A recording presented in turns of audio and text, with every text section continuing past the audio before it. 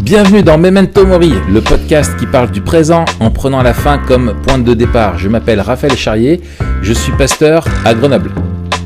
Et je suis Mathieu Giralt, pasteur à Etup, et on est tous les deux blogueurs sur le site toutpoursagloire.com. Ça va, Raph ? Ouais, alors t'étais où ? Écoute, moi j'étais chez moi, j'étais derrière mon ordi, c'était allumé, et j'avais mon micro, mon casque. Ouais. Toi, t'étais où ? C'est ça la question. Et oui, c'est ça. Moi, j'étais pas là. J'étais un peu malade en fait. Et du coup, j'ai eu un petit arrêt là, d'où le fait qu'on n'ait pas sorti des épisodes. Et on a été très touchés par des messages qu'on a reçus de votre part en nous disant qu'est-ce qui se passe, on espère qu'il n'y a pas de soucis, etc. On a pas eu notre épisode hebdomadaire. Ce qui me fait dire quand même qu'on a été d'une régularité. Oui. C'est métronomique, quoi. Hein, je veux dire, d'une fidélité et tout ça. Et donc, désolé de ne pas avoir pu sortir nos épisodes. Je ne sais pas du coup combien de temps, de semaines de trous on a eu là dans les parutions. Mais voilà, du coup. En fait, Matt, t'aurais pu en faire quelques épisodes tout seul, feignant. Non, c'est pas pareil. Mais c'est ton podcast. Ouais, mais comme c'est aussi le tien, il faut qu'on s'adosse, sinon il y a un déséquilibre. C'est comme un vélo à une roue, ça existe, ouais. Mais c'est trop bizarre. Ouais, et puis t'as l'air d'un clown sur un vélo à une roue. Ouais, c'est ça, voilà. C'est ça. T'as l'air d'un clown, c'est bien dit. Ouais. Alors désolé à ceux qui font du monocycle. Mm-hmm. C'est ça ? C'est ça. Ouais. Sinon t'aurais pu essayer de faire ça avec deux voix, tu sais, tu t'écrivais un petit scénario. Une voix où tu oui. Tu te passes le nez comme ça, tu dis oui alors Mathieu, t'as raison, bien dit. Non ? Ouais, je me serais saoulé moi-même, je pense, au bout de 5 minutes. J'aurais été saoulé de moi. Puis tu sais, avec tes blancs que tu laisses à chaque fois, quand on te pose une question, t'aurais eu un podcast où il y a des blancs de 10 minutes, tu sais. C'est pour ça, je m'en serais enfin rendu compte, tu vois. Ah, c'est bien, ouais. Ah là là. En tout cas, on a grande joie à vous retrouver. Et cette semaine, on vous propose, une fois n'est pas coutume, on l'avait déjà fait à l'une ou l'autre occasion, de revenir sur un fait d'actualité pour pouvoir parler de cela en tant que chrétien, avec une vision biblique du monde, réagir un petit peu à ce qui se passe. Alors on n'a pas prétention à pouvoir tout dire. Il paraît qu'ils ont retrouvé Xavier Dupont-Ligonnès, c'est ça le sujet d'actualité. Exact. Et alors on a failli faire un podcast quand même là-dessus, on voulait le faire. Et heureusement qu'on a su attendre parce qu'on aurait été comme tout le monde. Ils ont dévoilé leur guignolerie. Mais moi, tu sais quoi, j'étais au Portugal, là, on était rassemblés pour un truc avec mon union d'église. Le soir, je vois ça et tout le monde était à fond. Tu vois, mais moi, j'étais comme un fou. Incroyable. C'était incroyable. Et quand ils ont sorti la photo, mon gars, ils ont sorti la photo du gars et j'ai dit mais. Les chirurgiens. Soit c'est une grosse blague, tu vois, soit les mecs, c'est vraiment des guignols de ouf, quoi. Ouais. Il n'y a aucune ressemblance, quoi. Même avec la meilleure chirurgie du monde, tu te dis non. Mais au début, il n'y avait pas la photo. Moi, j'ai appris le truc quasiment en temps réel. T'entends ça, tu dis non, ils l'ont chopé. Et moi, j'avais énormément suivi ça parce que cette histoire je me dis, mais comment un mec, tu vois, essaie de te mettre dans la tête du gars, comment tu peux autant péter un plomb et faire des trucs comme ça. Et bref, voilà quoi. Et du coup, j'avais vraiment suivi l'histoire. Quand j'ai appris qu'ils l'ont attrapé, j'étais comme un dingue. Et puis, t'as les infos qui sortent au compte-gouttes en disant, ouais, et apparemment, bon, c'est les empreintes qu'ils l'ont eu. Donc, tu dis, avec les empreintes, ils peuvent pas se planter normalement, tu vois, c'est vraiment fiable, etc. Et puis, il aurait fait de la chirurgie esthétique. Tu te dis, waouh, c'est fou, ouais, vraiment, le personnage ne ressemblait pas du tout, tu sais. Donc, je me dis, quand même, c'est quoi cette histoire? C'est pire qu'un film et tout ça. Et puis après, tu vois la photo du gars et tu dis non, en fait, ils se sont plantés. Je me dis, oh là là, mais comment. Non, mais le pauvre gars, t'imagines? L'Écossais qui a fait la boulette, à mon avis. Oui. Et puis t'imagines on a dû lui souffler dans la cornemuse à lui, hein. Il est à l'aéroport, on lui dit, ah monsieur, vous êtes Xavier Dupont-Ligonnès. C'est là que tu te dis, mais non. Et plus il dit non, et plus il dit ah mais vous voyez. Et il s'était remarié, il vivait avec une femme dans une banlieue, dans une maison normale et tout ça. Tu te dis mais c'est quoi cette histoire de dingue et tout. Ah oui, et puis en 10 ans il avait pris 30 ans quoi. Ouais, c'est ça. Et tous les voisins qui disaient mais non, c'est pas possible et tout ça. C'était drôle. En tout cas, bon, on parle de quelque chose de moins, quand même, d'une moindre envergure, mais qui a fait une affaire qui a fait beaucoup parler. C'est celle de Mila. Je vais peut-être faire un petit rappel, un petit récap de ce qui s'est passé avec Mila. Mila, c'est une jeune fille de 16 ans. Qui habite en Isère, c'est vers chez moi, hein, dans mon coin. Je crois que c'est vers Lyon. Elle est pas loin de Lyon, cette jeune fille, qui sur Instagram, je crois, faisait un live. Je sais même pas si c'est comme ça qu'on dit, c'est terrible. Où en gros, elle parlait avec ses abonnés, quoi, et elle leur disait, elle en tant qu'homosexuelle, elle parlait de ça avec des personnes en live, et en gros, dans la discussion, elle a commencé à dire de façon anodine qu'elle trouvait pas les Maghrébins attirants, sans faire preuve apparemment de racisme, et en fait elle a été attaquée par des personnes qui la suivaient, qui ont réagi à ça, et en fait elle a refait une vidéo elle derrière, où en disant là que en gros elle en avait qu'elle détestait la religion, que le Coran c'est une religion de haine, l'islam c'est de la merde, et que faut pas dire ça. C'est ce qu'elle disait, hein, c'est ses propos, je cite. Hein. Oui, je mais cite. on va pas dire tout ce qu'elle a dit. Mais je te dis pas la suite parce que j'ai lu le verbatim de ses déclarations. Oui, voilà, après, c'est vulgaire. C'est vulgaire, voilà. Voilà, c'est très vulgaire. Donc on va se calmer. Donc voilà. Donc vraiment, donc blasphématoire. Hein, voilà. Oui. Suite à ça, elle a reçu une pluie de menaces de mort sur Instagram. Parce que la vidéo a circulé, des personnes l'ont reconnue, ont fait tourner son adresse et celle de son lycée. Elle a reçu des menaces donc de mort, un déchaînement de violence sur les réseaux sociaux. Sa vidéo a été relayée plus d'1 million de fois. Il y a eu des appels au viol. Enfin voilà, ça a pris des proportions vraiment terribles. Suite à ça, bien sûr, sur les réseaux sociaux d'abord, ça a commencé à être une bataille de hashtags, et maintenant il y a les fameux hashtags je suis, etc. Donc maintenant c'est devenu je suis Mila. Les hommes, la classe politique s'est mêlée au débat. Il y a eu plusieurs déclarations derrière. D'abord Marlène Schiappa, bien sûr, et puis aussi c'est Belloubet, je crois, Nicole Belloubet, qui a réagi derrière, qui a eu une réaction. Après, elle est revenue sur ses propos, sur tous les plateaux télé, on en parle. C'est devenu la chose. Au jour où nous enregistrons. Ségolène Royal aussi. Ségolène Royal aussi a réagi. Enfin bref, voilà. Au jour où nous en sommes, donc on enregistre ça, on est le 7 février, elle a toujours pas pu retourner, elle est toujours pas rescolarisée.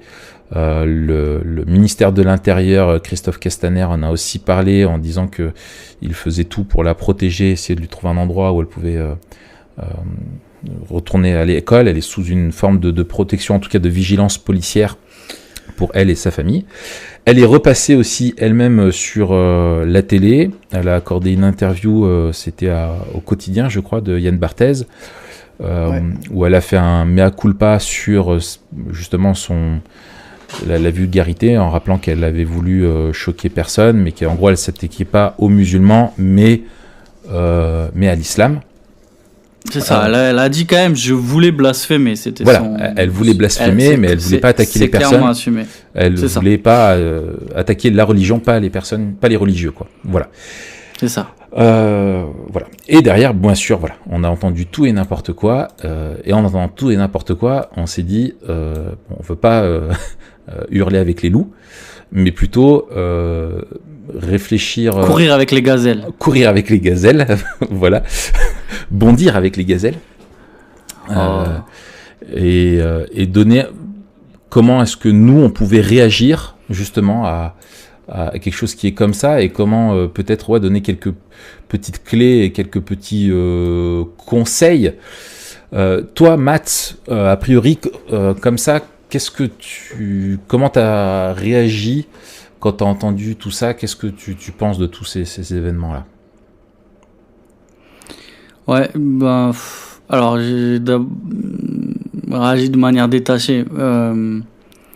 Je suis pas blasé, mais pour moi, alors déjà, c'est symptomatique de ce qu'on a dit il y a pas longtemps là sur les réseaux sociaux. Ouais. C'est-à-dire qu'on fait d'une taupinière une montagne. Donc, pour moi, le premier truc, c'est et elle-même en fait, elle l'a dit quand elle a accordé l'interview à Quotidien, elle a dit j'aurais pas dû le dire sur les réseaux sociaux. Elle s'est pas rendue compte de l'ampleur que ça pouvait prendre, et on voit encore une fois les mécanismes de stigmatisation et de caricaturisation, et aussi avec les hashtags. Je suis mis là, je suis pas mis là. C'est hyper binaire. C'est soit t'es d'accord avec ce qu'elle dit, soit t'es pas d'accord avec ce qu'elle. Enfin, soit tu t'associes à elle en fait, soit tu t'associes pas à elle, sans pouvoir apporter de nuances, soit sur l'un ou l'autre aspect. Donc en fait, le débat est faussé directement. C'est très clivant. Donc ça, c'est encore une fois un des ressorts des réseaux sociaux. On va pas refaire l'épisode, mais pour moi, c'est la première chose. J'étais détaché par rapport à ça. Ensuite, j'ai trouvé, et ça c'est voilà, il y a beaucoup d'observateurs politiques, de journalistes notamment, que compte tenu de l'ampleur de l'affaire, les réactions avaient été assez tardives. En tout cas, les réactions à la fois des certains journalistes ou corps, tu vois, enfin ou organes, et des politiques. Ils ont mis assez longtemps à se saisir de l'affaire. Pourquoi ? Parce qu'il y a des trucs qui sont aussi délicats dans l'affaire. Il y a toute la question du rapport à l'islam, du rapport aux musulmans en général, du rapport aussi au blasphème, et notamment du blasphème particulier envers le Coran et la religion islamique. Il y a quand même une histoire ces dernières années avec Charlie Hebdo, les attentats. Il y a énormément de choses qui sont en arrière-plan et qui n'ont pas d'ailleurs été évoquées. Ça c'est intéressant. C'est-à-dire que dans tout ce que j'ai pu lire, on n'a jamais fait appel à l'histoire, et notamment à l'épisode Charlie, aux caricatures de Mahomet, etc. Mais on vit ces 10 dernières années avec ça en arrière-plan. Donc, écoute, premier truc, j'aurais d'autres choses à dire, mais premier truc, c'est d'abord assez détaché, 2, assez étonné de voir le manque de réponse de la classe politique et des journalistes. Il y a des journalistes et des journaux qui sont d'habitude très engagés sur certaines questions, qui n'ont pas voulu se mouiller. Et puis à cela s'ajoute aussi le fait qu'elle est ouvertement homosexuelle, et donc que derrière ça, il y a la question de la communauté LGBT, qui d'ailleurs a été silencieuse là-dessus. Voilà, il y a plein de trucs mélangés. C'est un peu délicat. Et c'est bien qu'on puisse en parler ici, à la fois avec détachement et avec en prenant le temps, quoi. Toi, c'était quoi ta première, après on va aller dans les détails, mais ta première impression, c'était quoi? Moi, quand il se passe quelque chose comme ça, souvent, alors j'ai deux réactions. Soit je refuse volontairement de m'y intéresser parce que je sais que ça fonctionne ainsi dans les médias, et comme c'est relié, c'est un buzz après l'autre ou un bad buzz après l'autre, et je sais que ça va juste me faire m'apitoyer sur le genre humain, tu vois, en me disant purée, mais on est vraiment enfin voilà, c'est vraiment quelle que soit la chose, tu vois. Soit je vais m'y mettre un petit peu m'y intéresser, c'est ce que j'ai fait dans ce cas-là, et en gros ma première réaction, tu sais, j'aimerais pouvoir mettre un émoticône, tu sais, facepalm, tu sais, tu sais, la main sur le gars qui se tape le front avec le plat de la main, tu vois, le mec un peu, voilà, d'envoyer un mème, tu vois, là-dessus. parce que tu vois, première chose que moi j'ai vue déjà, c'est une gamine, tu vois. Elle a 16 ans, c'est une gamine, et aujourd'hui effectivement tu donnes un écho à des paroles d'une gamine sur les échos sociaux sont cette caisse de résonance phénoménale, où tu dis purée, c'est ce que je me suis dit, elle s'est mis dedans pour un petit moment, et ça a pas raté. Et l'autre fait aussi, c'est de voir cette tendance. Alors, on dit les réseaux sociaux, mais également les plateaux télé, parce que au final, les réseaux sociaux, je ne les vois pas tant que ça, mais j'ai pas mal regardé un peu plus les infos ces derniers temps là. Et en fait, les plateaux télé, les émissions diverses radio ou télé, en fait prennent sont là en lieu et place, si tu veux, des cours de justice où tu as procureurs et avocats qui se battent pour défendre ou justifier la cause, etc. Et qui en fait du coup font grandir encore plus le buzz, le font grossir. Et c'est un ogre qui s'alimente de ça. Ils cherchent tant qu'ils peuvent tirer sur la corde et qu'ils voient que ça va pas user leur audimat, ils vont continuer à l'utiliser jusqu'à ce que autre chose arrive, et du coup ils se jettent après dessus. Donc c'est un peu avec cynisme, tu vois, que j'ai regardé la chose en disant dans tous les cas, d'entrée les dés sont pipés, parce que tu mets dans les médias le traitement de la liberté d'une homosexuelle. Alors moi j'ai entendu, contrairement à toi, pas mal d'échos LGBT là-dessus. Ouais, même. Dans quel média? Je sais plus, mais là je crois que c'est sur l'Express où j'ai vu un article comme ça sur la cause LGBT et féministe. J'ai entendu parler, tu sais, c'est le nouveau terme qui est beaucoup utilisé en ce moment, un petit peu en vogue, d'intersectionnalité. Avec cette jeune fille, tu sais, l'intersectionnalité, c'est ce cumul des personnes qui cumulent des discriminations. C'est-à-dire qu'elle est discriminée parce qu'elle est libre, elle est discriminée parce qu'elle est homosexuelle, et elle est discriminée parce que c'est une jeune femme. Tu vois, donc je me suis dit waouh, voilà, et ça devient en gros la liberté d'une homosexuelle face à l'oppression de l'islamisme intégriste et qu'on n'aurait pas le droit de remettre en question en France, etc. Alors que c'est une gamine qui a dit ce qui lui passait par la tête pour choquer et provoquer, et tu le vois que c'est à dessein de provoquer.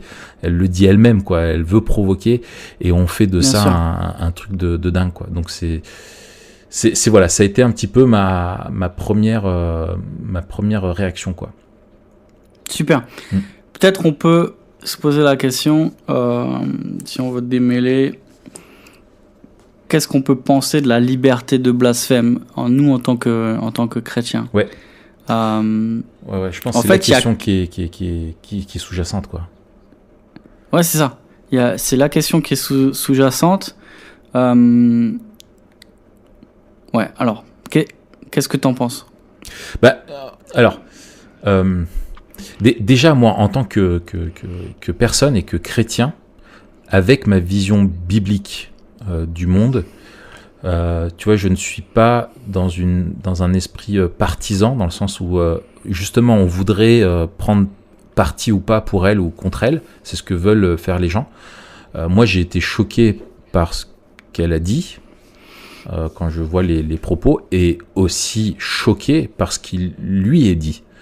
Je trouve que justement cette liberté que l'on a, elle l'a utilisée pour justement dire des choses qui étaient provocantes, et que moi je me dis, en tant que chrétien, on sait que Dieu ne veut pas qu'on utilise notre bouche pour faire le mal ou choquer volontairement les autres, et elle, c'était son but initial, tu vois. Donc moi, ça a été ma première réaction, en me disant, vis-à-vis, avant d'être la question de la liberté de blasphème, c'était la question de la liberté d'expression, qui est et même la liberté tout court dans notre pays, je veux dire des 3 valeurs, liberté, égalité, fraternité, c'est la liberté qui est le plus souvent mise en avant, hein, et défendue. La liberté surpasse les autres, et j'aurais aimé qu'elle ait un peu plus de fraternité, tu vois, vis-à-vis des autres personnes, mais la liberté est sacrée, quoi.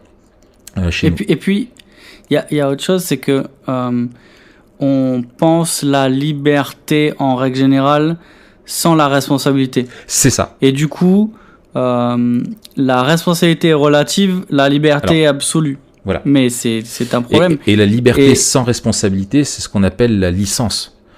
Et c'est pas la liberté. Et la licence, dans le sens où tu as le permis c'est licence to kill, quoi, de James Bond 007, c'est tu peux faire ce que tu veux, on demandera. Personne, en fait. Voilà, tu réponds à personne et on te demandera pas de compte. Et il y a une confusion entre licence et liberté dans notre société. Bien sûr. Et d'ailleurs, on le voit, hein, parce qu'il y a une chaîne de faits, c'est que donc elle a été insultée. En réponse aux insultes, elle a tenu ses propos horribles. En réponse à ces propos horribles, on l'a menacée de mort et insultée avec des propos aussi horribles. Enfin, également horribles. Ouais. Et moi, j'étais aussi pas choqué, choqué par... tu sais, il y a eu aussi alors, je sais plus comment s'appelle ce monsieur... le représentant du culte musulman en France, qui a dit à la radio, je sais pas si t'as vu ça, non. En gros, qui sème le vent récolte la tempête, et maintenant elle doit assumer. Et là, je me suis dit, bon, déjà, alors, peut-être il faudra un autre représentant, hein, parce que c'est pas le mec le plus sage, en tout cas d'après ces paroles-là. Ouais. Et ensuite, il y a ce truc-là où en fait chacun est responsable de ce qu'il fait. Donc ça n'est pas parce qu'elle s'est fait insulter qu'on peut expliquer ou justifier ce qu'elle a dit, et ça n'est pas parce que elle a dit ce qu'elle a dit qu'on peut expliquer ni justifier ce qu'on lui a dit, les menaces et les insultes qu'elle a reçues. Et à un moment donné, chacun est responsable. Et le problème, c'est que on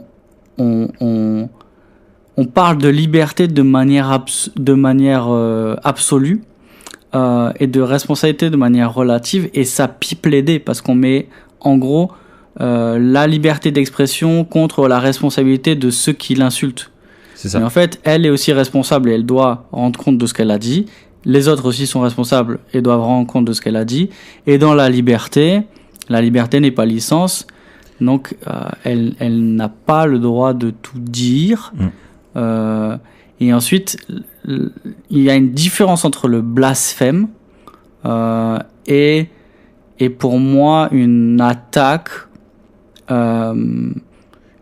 qui dépasse le blasphème. Et puis, il me semble aussi illusoire, et alors là, je lance juste des pistes, hein, je dis tout et je dis rien en même temps, mais ça me semble illusoire de vouloir, en disant ce qu'elle a dit, la manière dont elle l'a dit, vouloir dire non, mais j'insulte que la religion, j'insulte pas ceux qui la pratiquent. Ouais. Et c'est d'autant plus illusoire qu'elle répondait à des gens. Elle répondait à des gens et elle a assimilé donc des gars d'origine maghrébine, ou je sais pas ce qu'elle dit.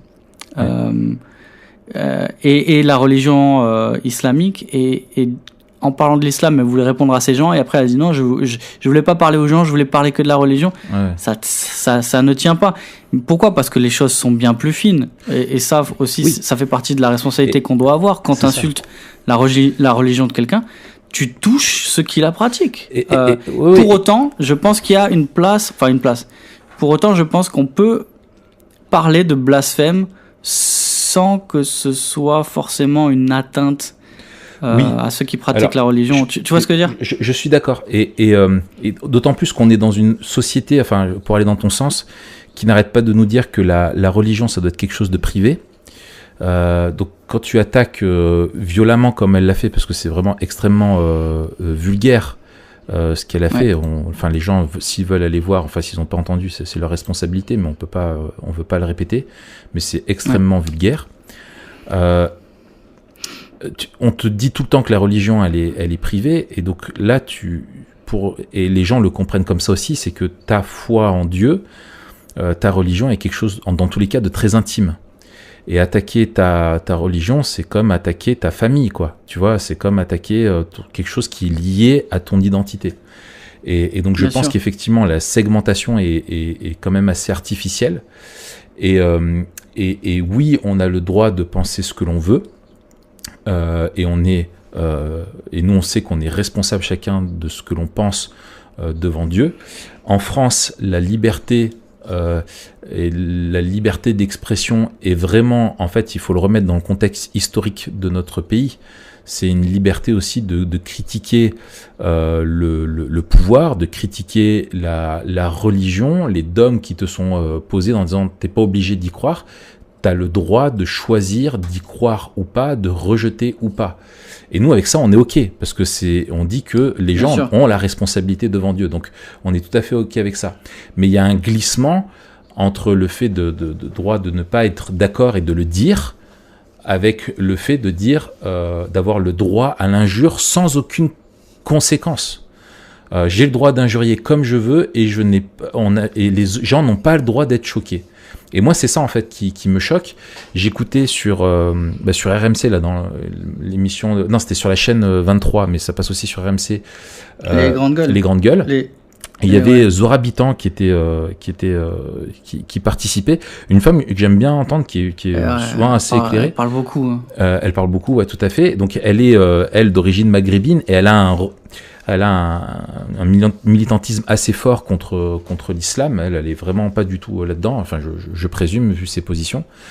Et en fait, elle disait, et j'ai noté dixit ce qu'elle dit, parce que le journaliste lui posait la question, mais on peut comprendre que les gens soient choqués, et elle dit, on s'en fout qu'ils soient choqués, elle fait ce qu'elle veut. Et tu vois, et on refuse, tu vois, c'est ce refus au droit d'être choqué selon la cause que tu défends. Imaginons qu'elle ait attaqué et qu'elle ait pas dit l'islam c'est de la merde, mais qu'elle ait dit le judaïsme c'est de la merde. Le retentissement dans les médias vis-à-vis de la communauté juive, enfin je veux dire, elle aurait été attaquée d'antisémitisme, etc. Et elle aurait été, je pense, beaucoup moins défendue qu'elle ne l'a été par rapport à sa liberté d'expression. Bien sûr, c'est sûr. Donc il y a aussi un contexte récent qui est lié aux attaques de l'islamisme intégriste en France, qui déforment le traitement qu'on peut avoir et qui ne le rend pas forcément objectif. Voilà. Et c'est moi quelque chose que je ne... Alors, les attaques qui lui ont été faites, et les mecs qui... On y reviendra après, mais sur les attaques qui lui ont été faites, mais ce que je trouve terrible, c'est que j'ai entendu 2-3 personnes sur les plateaux télé, tu vois, qui essayaient de dire qu'elles se sentaient offensées par ses propos, et qui étaient même pas musulmanes, hein, mais qui disaient que elle trouvait ça offensant, quoi. Elle se sentait offensée d'une telle violence vis-à-vis d'une religion, que on leur rétorquait à ces personnes, on leur disait, mais alors tu cautionnes la violence qui lui était faite. Et c'est ce manque de nuance-là qui est, je trouve, terrible. C'est que tu n'as pas le droit de dire... je suis ou je suis pas, quoi. C'est ça. C'est que tu n'as pas le droit de dire que tu te sens offensé. Si tu te sens offensé, c'est que tu cautionnes, quoi. Et ça, moi, je trouve que c'est compliqué, parce que ça amène aucune nuance, aucune réflexion. Et la liberté, elle doit être réciproque, quoi. Elle doit aller dans les deux sens. Si tu es libre de critiquer, tu dois être libre aussi d'exprimer que tu es offensé par la critique, quoi. Bien sûr. Donc voilà. Ce que moi je veux me rappeler en tant que chrétien, c'est que aucune liberté n'excuse notre péché, quel que soit le débat dans lequel on est, et que la liberté, finalement, c'est une illusion pour les personnes, parce qu'elles ne sont pas... L'homme n'est pas libre de ne pas pécher, parce qu'il est esclave de son péché, et son péché imprègne aussi son expression et sa liberté d'expression. Et ça, c'est quelque chose qui, en fait, fait que tu n'auras jamais de débat qui ne risquent pas de dériver comme ils l'ont fait là, quoi, tu vois.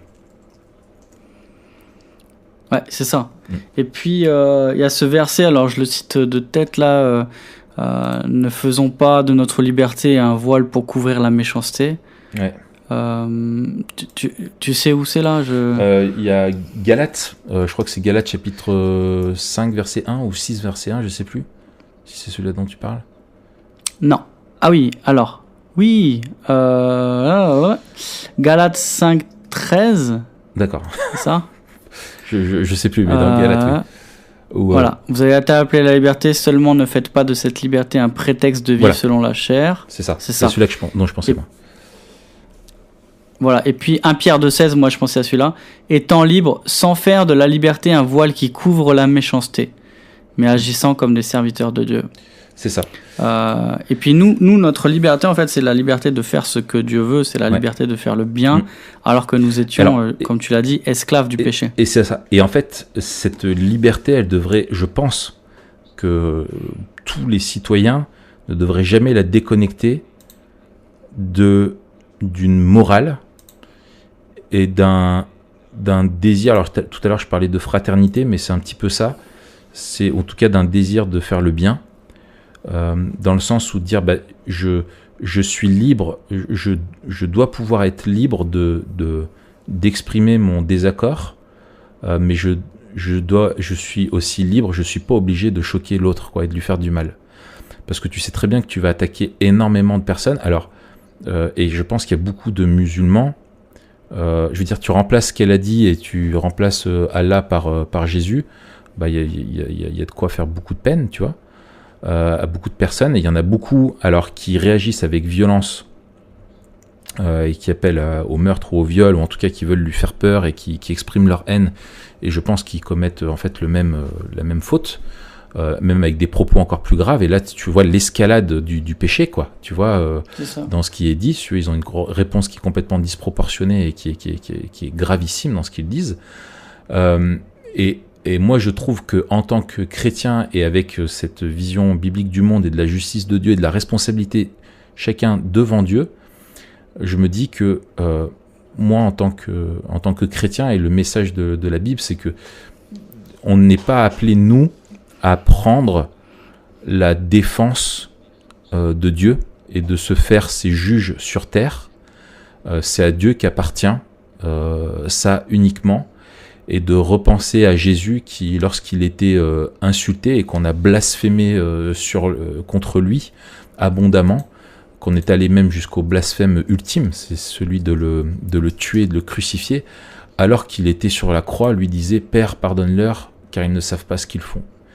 Et que nous, en tant que chrétiens, si on était face à une attaque telle que celle-ci, ou à des provocations comme ça, il faut surtout pas répondre et avoir un esprit de paix, de pardon, et de répondre au mal par le bien.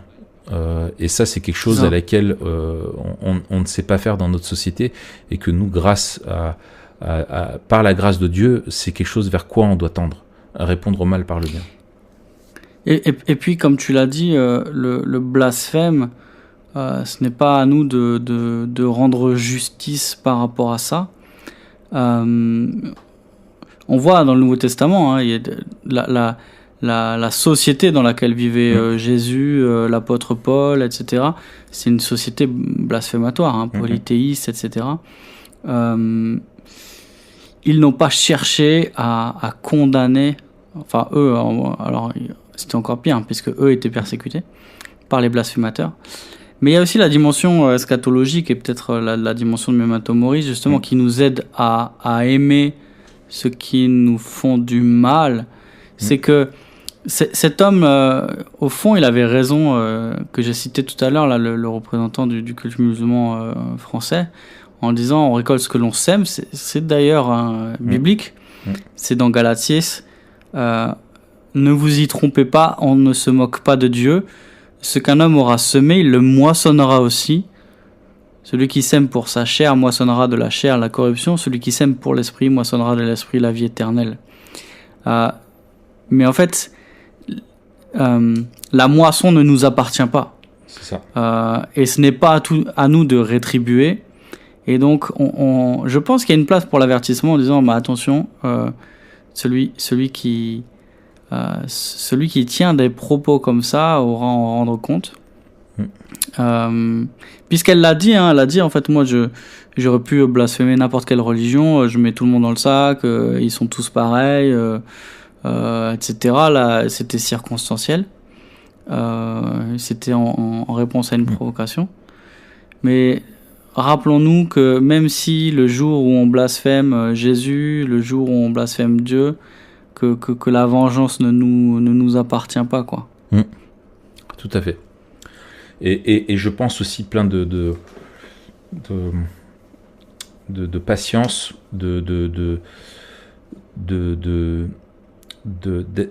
d'empathie. Je me dis, cette jeune fille, elle doit être à la base mal dans sa peau. Elle doit être maintenant aussi, je veux dire, ce qu'elle doit vivre, ça doit être quand même, à 16 ans, ça doit être quand même assez terrible. Elle va s'en souvenir toute sa vie, ça va la marquer. Et j'espère que ça va la faire grandir et lui faire prendre de la sagesse. Mais que, je veux dire, il y a un comportement qui est très immature chez elle et finalement que tu retrouves après dans les médias qui ont réagi à ça. Et je pense qu'il y a ce désir-là de provoquer et de choquer qui est dans notre culture aussi française. C'est, je pense, un péché de notre culturel que l'on a en France au nom de la liberté, comme si c'était la liberté ultime. Alors que je pense que la Bible nous dit que la liberté ultime, c'est d'être libre du péché. C'est ce que nous disent les Écritures. Ça, c'est quelque chose qu'on ne peut pas avoir sans l'œuvre de Christ en nous et sans la présence du Saint-Esprit. Et d'être également libre d'aimer l'autre sur la seule base de l'amour du prochain et de comment nous on voudrait être aimé. Et je pense que peut-être que cette jeune femme, tu vois, elle a été liée à son militantisme peut-être homo, elle a été du coup stigmatisée et elle du coup en retour elle veut stigmatiser les autres, quoi.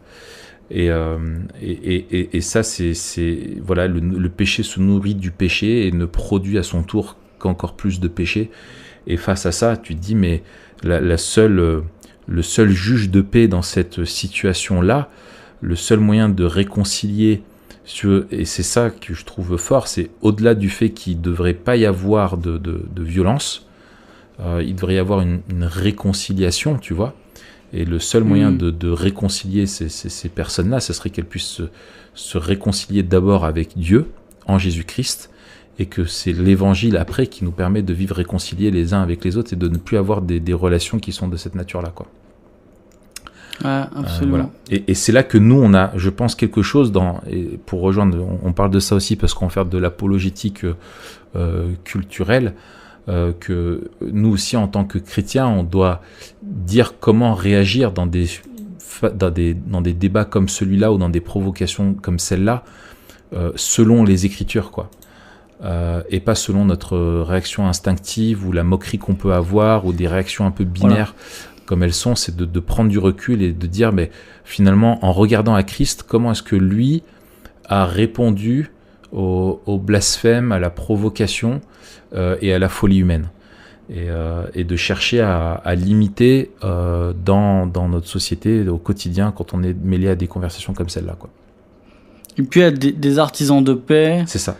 De réconciliation, des témoins de la grâce, et aussi à ne pas être naïf sur les ressorts dont on a parlé, les ressorts des réseaux sociaux, sur la manière dont ils nous poussent à avoir certains comportements, et puis un peu de sagesse, et parfois ça va être juste se taire, parce que j'imagine qu'au boulot, ça parle de ça.